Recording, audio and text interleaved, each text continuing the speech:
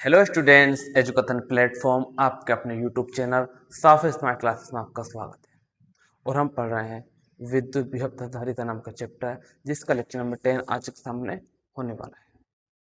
तो टाइम खराब नहीं करते हुए बहुत जल्दी से स्टार्ट करने वाले हैं। उससे पहले थोड़ा सा डिस्कस कर लेते हैं। देखिए, हम जो हमारा यूट्यूब चैनल है वो आपके लिए फ्री वीडियोस लाता है, लेक्चर सीरीज बना के लाता है पूरा। अगर आपको बने बनाए नोट्स चाहिए तो आप 8057048048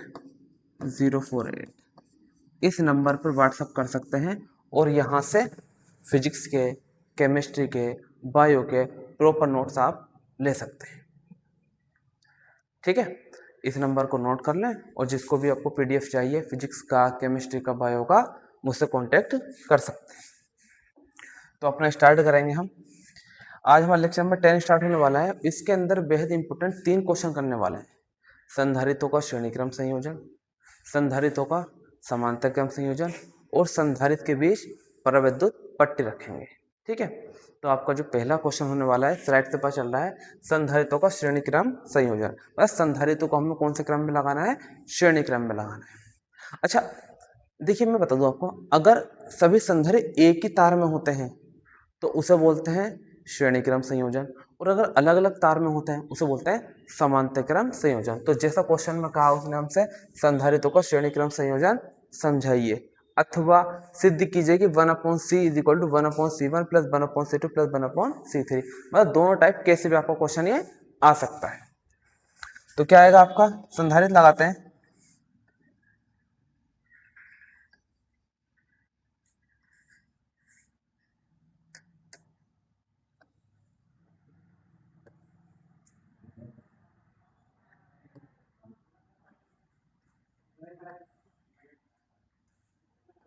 इनको हम एक तार द्वारा जोड़ देते हैं।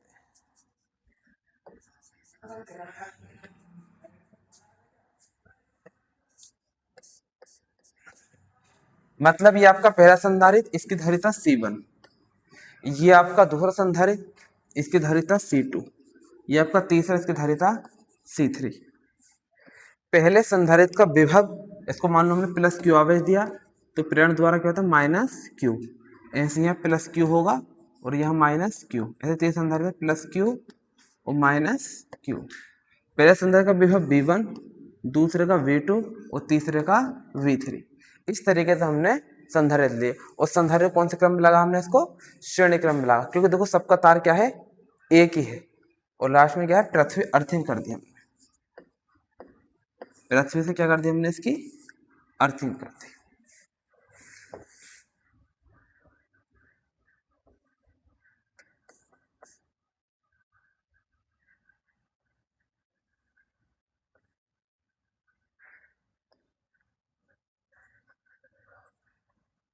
ठीक है, ये हमने अपना अर्थिंग कर दी। इसकी थ्योरी कैसे लिखेंगे बस तो मैंने लिख दी है, फिलहाल समझ लीजिए। जब पहले संधारित्र की पहली प्लेट, देखो ये पहली प्लेट दूसरी प्लेट, ऐसे ये पहली, ये दूसरी, पहली दूसरी, और ये आपका पहला संधारित्र, ये आपका दूसरा और ये तीसरा। तो थ्योरी कैसे लिखेंगे? जब संधारित्र की पहली प्लेट या संधारित्र को इस प्रकार जोड़ा जाता है कि पहले संधारित्र की पहली प्लेट विद्युत स्रोत से, कोमा पहले संधारित्र की दूसरी प्लेट दूसरे संधारित्र की पहली प्लेट से, तथा दूसरे संधारित्र की दूसरी प्लेट तीसरे संधारित्र की पहली प्लेट से, और इस प्रकार जोड़ते हुए अंतिम संधारित्र की प्लेट का संबंध पृथ्वी से कर देते हैं। तो ऐसा संयोजन प्रतिरोधक क्या कहलाता है? सॉरी, संधारित्रों का समांतर क्रम संयोजन कहलाता है। ऐसा क्वेश्चन आपका प्रतिरोध में भी आएगा, तो थोड़ा वहां से डिस्टर्बेंस हो रहा है। ठीक है, आप क्या पढ़ोगे? श्रेणी क्रम, समांतर क्रम किसका? संधारित्रों का। फिर पढ़ेंगे प्रतिरोधों का, फिर पढ़ेंगे सेलों का। तो तीनों टाइप के क्वेश्चन आपके सेम सेम बेस पे ही चलते हैं। ठीक है, तो आपने डायग्राम बना लिया और लैंग्वेज में क्या लिखा मैंने? जब संधारित्रों को इस प्रकार जोड़ा जाता है कि पहले संधारित्र की पहली प्लेट विद्युत स्रोत से, पहले संधारित्र की पहली प्लेट विद्युत स्रोत से, हाँ, तथा दूसरे संधारित्र की दूसरी प्लेट दूसरे संधारित्र की पहली प्लेट से, दूसरे संधारित्र में पहले संधारित्र की दूसरी प्लेट दूसरे संधारित्र की पहली प्लेट से, तथा दो संधारित्र की दूसरी प्लेट तीसरे संधारित्र की पहली प्लेट से, और इस प्रकार जोड़ते हुए अंतिम संधारित्र की दूसरी प्लेट पृथ्वी से जोड़ देते हैं। तो ऐसा संयोजन संधारित्रों का श्रेणीक्रम संयोजन कहलाता है। ये डायग्राम बना लीजिए और अपना थ्योरी आराम से लिख लीजिए। उसके बाद हम क्या करेंगे? इसको क्वेश्चन को करेंगे। देखिए फॉर्मूला लाएंगे देखो पहले संधारित्र के लिए, पहले संधारित्र के लिए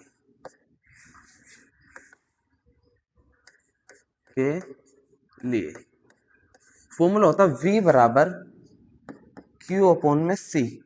हम बात कर रहे हैं पहले संधारित्र की, तो पहला कितना V1 C1, ये आपका क्या है C1 है। पहला कितना आपका V1 C1 और Q क्या है सेम ही है, तो क्या हो जाएगा आपका V1 बराबर Q अपॉन में C1, इक्वेशन नंबर 1। फिर निकालेंगे दूसरे संधारित्र के लिए, दूसरे संधारित्र के लिए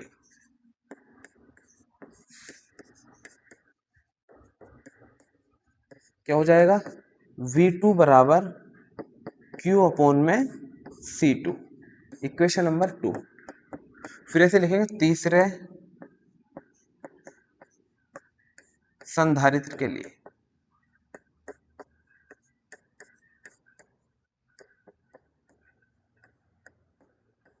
क्या हो जाएगा V3 बराबर Q अपॉन में C3, इक्वेशन नंबर 3, समीकरण नंबर 3। पहली दूसरी तीसरी तीनों समीकरण आराम से बन गए। अब परिणामी निकाल देते हैं टोटल, लिखेंगे परिणामी विभव, परिणामी विभव बहुत आसानी से हो जाता है। क्या होता है V बराबर V1 plus V2 plus V3, तो V बराबर V1 की वैल्यू क्या आपके C अपॉन में Q1, Q अपॉन में C1, Q अपॉन C1, इसकी है Q अपॉन C2, इसकी है Q अपॉन में C3। अगर हम ऐसा करें कि इन तीनों संधारित्र की जगह एक ही संधारित्र लगा दें पूरा बड़ा, एक ही संधारित्र जिसका Q माइनस Q धारिता C हो, विभव क्या हो V हो। अगर तीनों संधारित्र की जगह एक ही संधारित्र हमारा लगा दिया जाए तो V की वैल्यू क्या बनेगी यहाँ से V बराबर Q अपॉन में C, ये परिणामी निकलेगा। क्या निकलेगा यहाँ से परिणामी, तो यह V आ रहा है Q अपॉन में C, तो यहाँ से अगर V के अलावा मैं Q अपॉन में C लगाऊंगा तो क्या बन जाएगा आपका, ऊपर से Q कॉमन ले लो, सब जगह है ना, क्या बचेगा 1 अपॉन में C1 प्लस 1 अपॉन में C2 प्लस 1 अपॉन में C3, Q से Q कैंसिल, तो क्या बचा यहाँ से जो बचा उसे लिख देना, क्या बचा 1 अपॉन में C1 C खा, यहाँ से 1 upon C1 plus 1 upon C2 plus 1 upon C3, यही फॉर्मूला आपको प्रूफ करना था और आपका फॉर्मूला बनकर आ गया बड़ा अच्छे से आराम से। ये तो आपको क्या करना था प्रूफ करना। देखिए 1 upon C is equal 1 upon C1 plus 1 upon C2 plus 1 upon C3, हमारा फॉर्मूला प्रूफ हो गया। बहुत सिंपल, अपना आराम से यहाँ तक का स्क्रीनशॉट ले लो जी।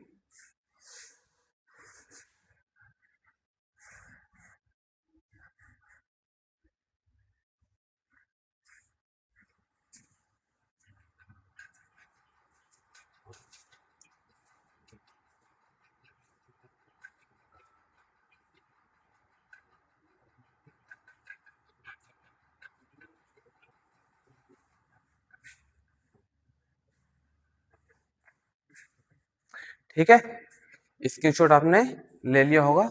यहाँ तक बहुत अच्छे से पहला क्वेश्चन हमारा कंप्लीट हो गया। नेक्स्ट देखते हैं, नेक्स्ट है हमारा संधारित्रों का समांतर क्रम संयोजन समझाइए अथवा सिद्ध कीजिए कि C is equal to C1 plus C2 plus C3। अब ये बताया मैंने, जब संधारित्र एक ही तार में जुड़े होते हैं तो उनको बोलते हैं श्रेणी क्रम संयोजन, और जब उनके तार अलग अलग होते हैं तो समांतर क्रम संयोजन। तो लगाते हैं, मान लीजिए हमारा पहला संधारित्र ये रहा, हमारा पहला संधारित्र ये रहा, ठीक है। इसको मान लो हमने Q1 आवेश दे रखा है, प्लस Q1 माइनस Q1 हो जाएगा, धारिता C1। एक दूसरा संधारित्र है, मैंने माना दो संधारित्र दे रहा, कितना है इसका प्लस Q2 माइनस Q2 धारिता C2। एक आपका तीसरा संधारित्र है,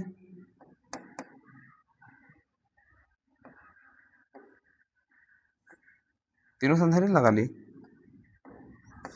अब इसका इसका प्लस Q3 माइनस Q3 हो जाएगा धारिता C3, क्योंकि तीनों के तार अलग अलग हैं तो आवेश भी क्या होगा अलग अलग होगा। अब इन संधारित्रों को इन संधारितों की जितने भी संधारित हैं हमने सबकी पहली प्लेट को एक तार से, सबको एक जगह बिंदु एक है, दो, चलो इसे ठीक, उनके सबके प्लेटों को दूसरे सिरे एक दूसरे बिंदु से जोड़ देते हैं और इसका संबंध मान लो बी है पॉइंट ये, और संबंध कहां से, पृथ्वी से कर दो, अर्थिंग कर दो पृथ्वी से। तो ऐसा समायोजन जब सभी संधारित्र के पहले से, देखो सबके तार क्या है, अलग अलग है, पहले सिरे एक बिंदु ए से तथा दूसरे बिंदु बी से, और इन बिंदुओं का संबंध विद्युत स्रोत से पृथ्वी से कर दिया जाता है, तो ऐसा समायोजन संधारित्रों का समांतरक्रम संयोजन कहलाता है। और सबका विभव मान लो वी, और याद रखना समांतर में विभवांतर क्या होता है, समान होता है। समांतर में विभवांतर समान होता है, समांतर विभवांतर राइमिंग वर्ड है, दोनों आराम से याद हो जाएंगे। लैंग्वेज क्या है, जब संधारित्रों को इस प्रकार जोड़ा जाता है कि सभी संधारित्रों की पहली प्लेट एक बिंदु ए से, देखो पहली प्लेट एक बिंदु ए से ठीक है, तथा कहाँ बोल रहे यहाँ पर ए से, तथा दूसरी प्लेट दूसरे बिंदु बी से, दूसरी प्लेट दूसरे बिंदु बी से, और इन बिंदुओं का संबंध विद्युत स्रोत तथा पृथ्वी से कर दिया जाता है, और इन बिंदुओं से विद्युत स्रोत तथा पृथ्वी से कर दिया जाता है, तो ऐसा समायोजन संधारित्रों का समांतरक्रम संयोजन कहलाता है। तो करते हैं आगे आर्टिकल अपना, बहुत सिंपल सिंपल है ये, इतना भारी कुछ नहीं है इसके अंदर। करते हैं, क्या होगा आपका पहले संधारित्र के लिए, पहले संधारित्र के लिए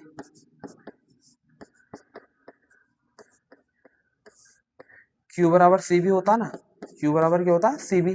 तो आपका पहले की बात कर रहा है हम, तो कितना आपका Q1 C1 और V सेम है, समांतर विभवांतर क्या होता है, समान, और श्रेणी में आवेश होता, तो Q1 बराबर C1 V, समीकरण नंबर 1। फिर लिखेंगे दूसरे संधारित्र के लिए,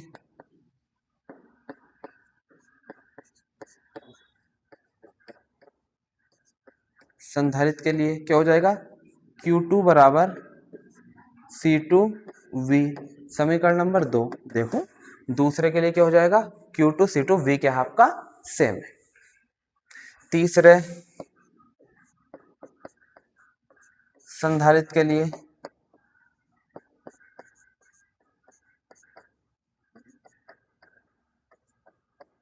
क्या हो जाएगा, Q3 बराबर C3V, समीकरण नंबर 3। समीकरण कितनी होगी तुम्हारी, 3 हो गई।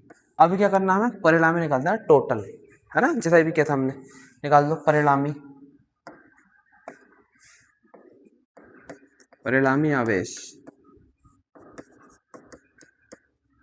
क्या होगा आपका, Q बराबर Q1 plus Q2 plus Q3, Q बराबर Q1 की वैल्यू समीकरण एक में है क्या, C1V, इसकी है C2V, और इसकी है C3V। अब फिर से वही कहानी, अगर इन सबकी जगह मैं एक ही ले लूं, है ना, सब हिल गया पूरा सिस्टम, अगर मैं इनकी जगह, सबकी जगह में एक ही संधारित्र ले लूं, रसियस को क्या कर दो, अर्थिंग कर दो, जिसका आवेश Q हो, धारिता C हो और विभव V हो, तो यहां से क्या बनेगा, Q बराबर आपका CV बनेगा, परिणामी आवेश Q बराबर CV, तो यहां लगा देंगे, तो ये होगा CV बराबर, देखिए लगा दिया, और V सब जगह कॉमन आ रहा, तो V हमने लिया कॉमन, क्या बचेगा यहाँ से, C1 plus C2 plus C3, और V से V प्लस C2, और यही आप फॉर्मूला प्रूफ करना था। बहुत हल्के और बहुत सिंपल आर्टिकल आपका निकाल दिया और निकाल दिया। इसके छोटे लो, फिर इसके बाद एक बेहद इंपॉर्टेंट क्वेश्चन हम करेंगे।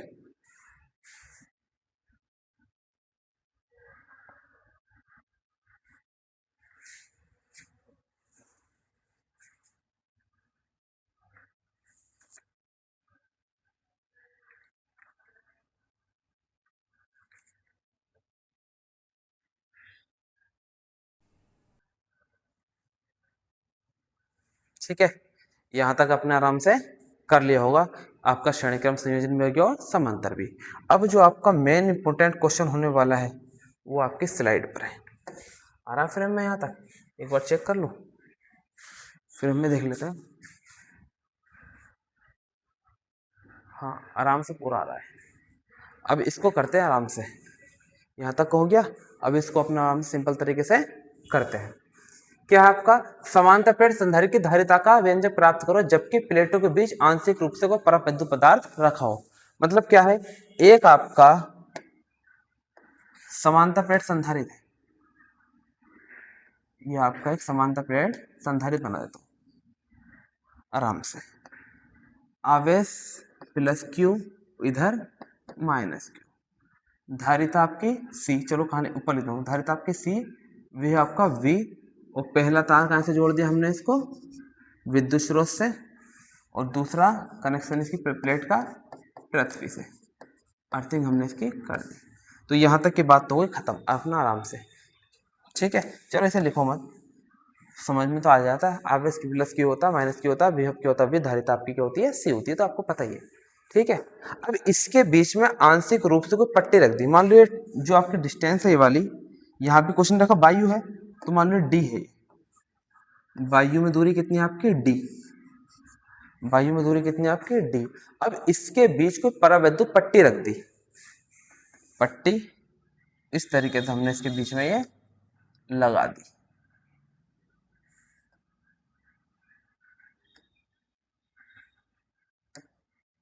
ठीक है, इसके बीच में कोई परावैद्युत पट्टी हमने लगा दी जिसकी मोटाई टी है, ये टी मोटाई की है पट्टी,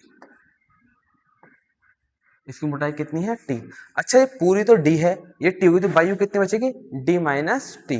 वायु में लिख दूं यहाँ वायु दूरी, वायु दूरी जो बचेगी आपकी वो बचेगी आपकी पूरी, देखो पूरी कितनी है? डी, और टी घटा दो तो कितनी है? डी माइनस टी बचेगी, ये काम में आएगी आपकी, आपको पता होना चाहिए।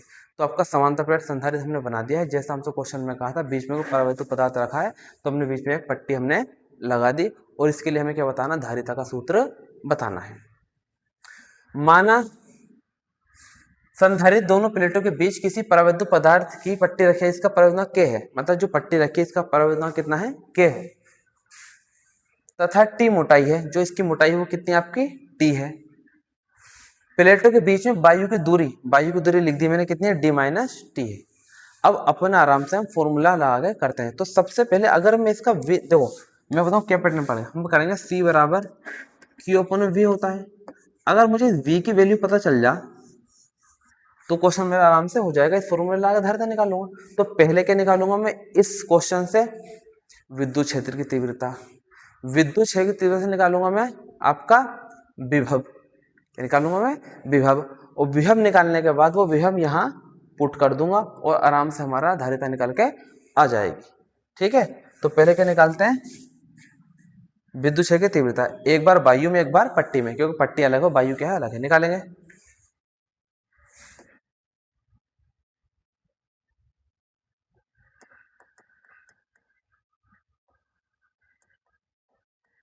कहाँ चला गया डायग्राम हमारा?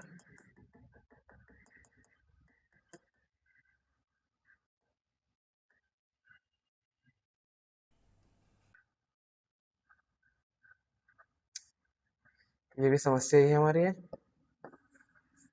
दोबारा से बना लेते हैं यार, स्लाइड हमारी कर रही है परेशान। क्वेश्चन हमारा गायब हो गया। चलो क्वेश्चन तो आपने लिख लिया होगा, अब आर्टिकल कर देते हैं। क्वेश्चन और थ्योरी तो मैंने स्क्रीनशॉट ले लेना उसका। ठीक है, करते हैं इसको। पहले क्या निकालते हैं? एक बार वायु में एक बार, पहले तीव्रता निकालते हैं। वायु में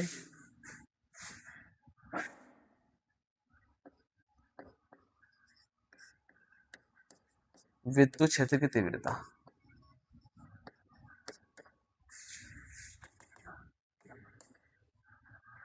वायु में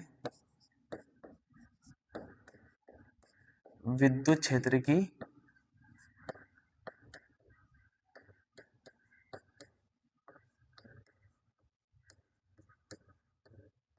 वायु विद्युत क्षेत्र की तीव्रता। ठीक है, एक बार निकालते हैं वायु।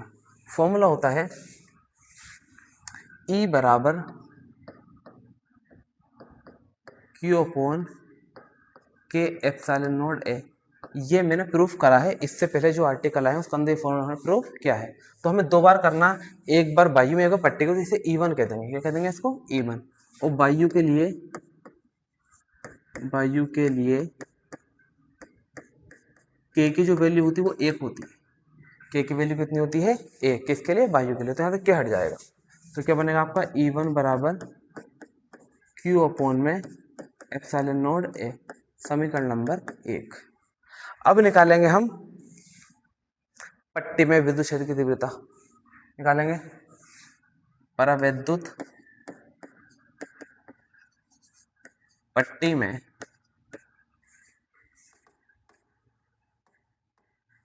परावैद्युत पट्टी में क्या हो रहा है? पट्टी में विद्युत क्षेत्र की तीव्रता, विद्युत क्षेत्र की तीव्रता। तो पट्टी तो परवलता के सिंपल फॉर्मूला बनेगा आपका E2 बराबर क्या होगा? क्यू अपॉन में के एप्सिलॉन नोड ए। अब पता नहीं है के की वैल्यू क्या होगी, क्योंकि आपकी परावैद्युत पट्टी है। ठीक है, तो ये आ गया आपका। अब निकालेंगे विभव। विभव कैसे निकालेंगे? पहले वायु में उत्पन्न विभव। फॉर्मूला क्या होता है? V बराबर ED होता। V बराबर ED। तो वायु में दूरी कितनी है? D minus T. इसे लिख रहे हैं, से V बराबर ED से। तो क्या होगा? पहले के लिए निकालना तो V1, क्योंकि वायु के लिए दो बार करना पड़ेगा ना, एक बार वायु पट्टी का, तो V1 कह देंगे। और E क्या है आपका? E1। पहले वायु के लिए कितना है? E1। और D कितना आएगा आपका? वायु में दूरी कितनी है? D minus T. तो D माइनस टी, समीकरण नंबर 3। अब निकालेंगे पट्टी में, है ना, परावैद्युत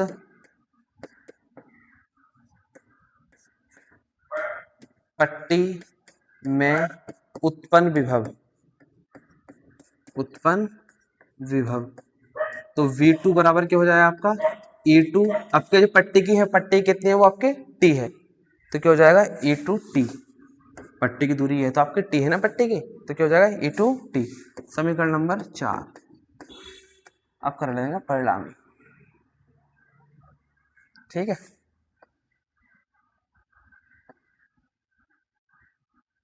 आराम से तुरंत मारा यहाँ तक।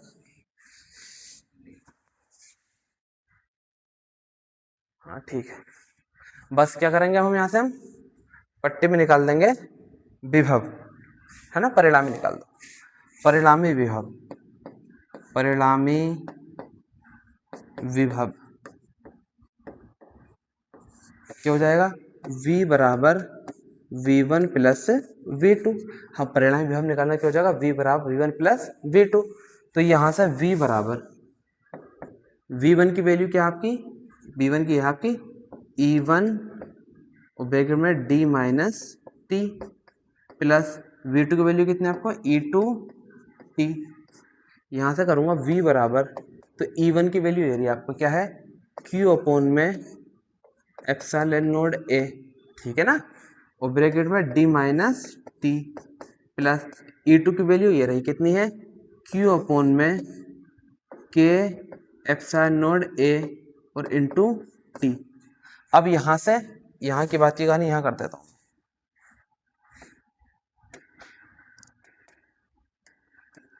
ठीक है, यहाँ कर देते हैं, उसके बाद दिखानी।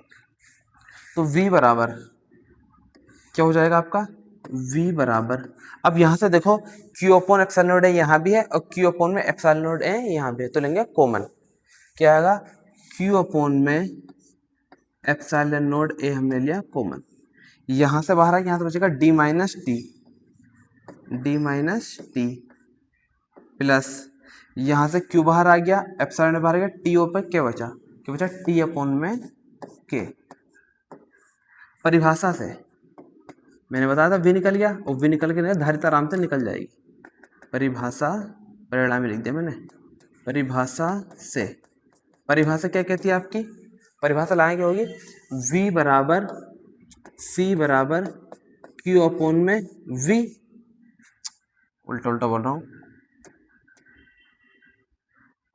बोल तो सही रहा हूँ, लिख गलत रहा हूँ। क्या हो जाएगा, C बराबर Q अपॉन में V। इस V की वैल्यू यहाँ लगा दो तो क्या हो जाएगा आपका, Q अपॉन में इस V की वैल्यू पूरी ये रही, इस V की वैल्यू पूरी यहाँ से ये रही इतनी, उठा के यहाँ को इसको लगा दिया हमने, और यहाँ पर Q से Q कैंसिल, तो ये पलट के पहुंच जाएगा ऊपर, तो फॉर्मूला आ जाएगा आपका C बराबर, ये ऊपर पहुंचेगा एप्सिलॉन नॉट A अपॉन में क्या बचेगा, D minus T plus T upon में K। ये प्यारा सा सुंदर तो फॉर्मूला आपके सामने आ गया, और इसको यहाँ से हम जल्दी से बंद कर लेंगे। इसका विशेष स्थिति निकालेंगे, स्क्रीनशॉट लो, यहाँ से स्क्रीनशॉट ले लो, इसके बाद निकालेंगे विशेष स्थितियाँ।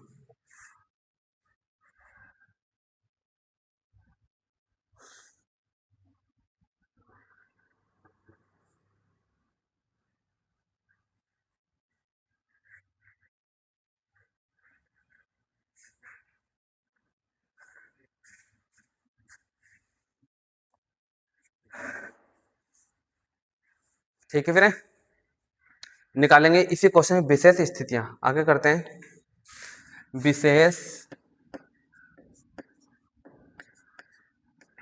स्थितियां।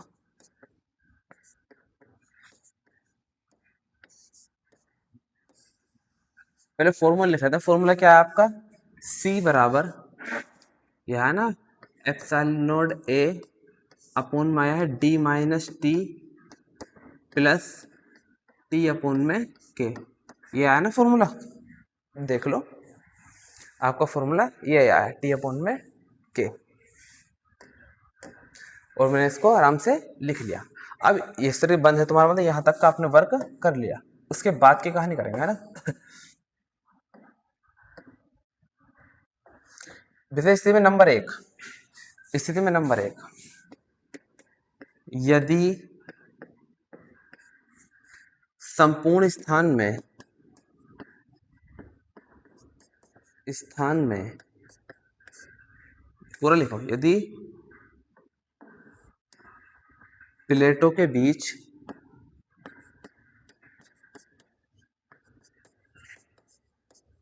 संपूर्ण स्थान में परावैद्युत पट्टी रख दी जाए, पट्टी रख दी जाए, परावैद्युत पट्टी रख दी जाए। वैसे तो यहाँ से बढ़िया ना, अगर हम इसको यहाँ कर लें तो बहुत अच्छा समझ में आएगा, अगर मैं यहाँ से मिटा देता हूँ तो यहाँ बहुत अच्छा समझ में आएगा, यहीं कर देता हूँ, स्क्रीनशॉट ले लीजिएगा इसको, वहाँ से अच्छा यहाँ कर देता हूँ उसको मैं, यहाँ समझ में आ जाएगा एकदम, क्योंकि यहाँ डायग्राम बना हुआ है ना।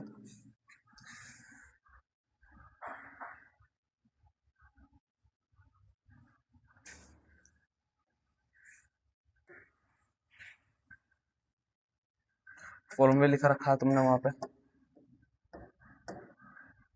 देखो पहला पार्ट, स्थिति में नंबर 1, यदि प्लेटों के बीच में, यदि प्लेटों के बीच में पूरी, है ना, बीच में, प्लेटों के बीच संपूर्ण स्थान में परावैद्युत पट्टी रख दी जाए,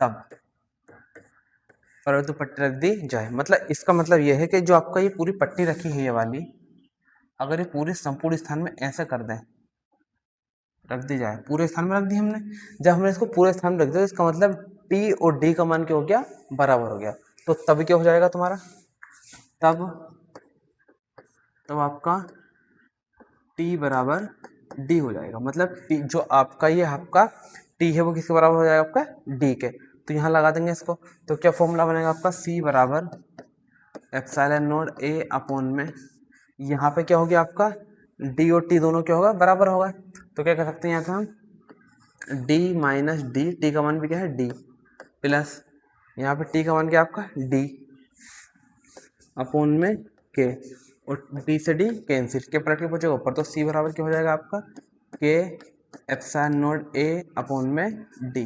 तो फॉर्मूला आपका इस तरीके से बन जाएगा।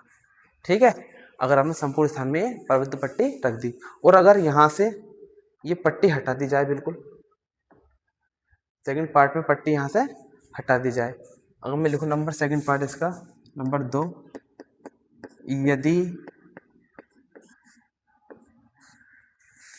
पट्टी हटा दी जाए, हमने कर लिखा ना, करते हैं यदि संपूर्ण स्थान में वायु या निर्वात भर दिया जाए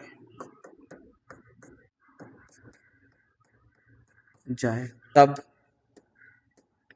भर दिया जाए तब, मतलब यहाँ से हमने क्या करा, पट्टी हटा दी और पट्टी हटाते के वायु भर दी, तो इसका मतलब टी का काम तो यहाँ से खत्म ही हो गया। तो इसका टी बराबर क्या हो जाएगा आपका 0, टी बराबर 0, और हमारा फॉर्मूला ये बना हुआ है टी बराबर 0, और फॉर्मूला हमारा ये बना, तो जहाँ टी है वहाँ पे क्या कर देंगे 0 कर देंगे, तो क्या हो जाएगा आपका सी बराबर है ना एप्सिलॉन नॉट ए अपॉन में डी, टी का मान कितना होगा 0 प्लस 0 अपॉन में के, तो डी बचाएगा खाली, तो सी बराबर क्या बचेगा आपका एप्सिलॉन नॉट ए अपॉन में डी।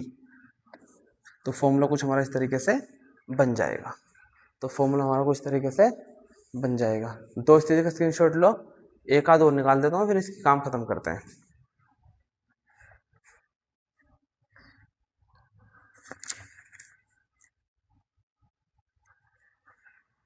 ठीक है,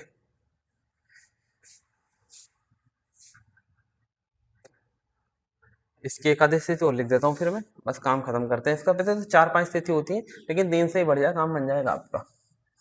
अगर एक काम करो, यहाँ से बीच में पट्टी रखें हम, अगर बीच में पट्टी रखें और ये पट्टी धातु की हो, अगर यहाँ बीच में पट्टी रखें हम, वो पट्टी कहाँ की हो हमारी, ये धातु की हो, पट्टी कौन सी हो, धातु की, है ना। तो क्या होगा, नंबर तीसरी स्थिति, यदि प्लेटों के बीच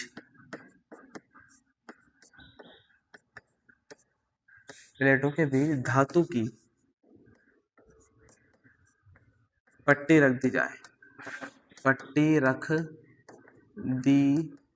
जाए,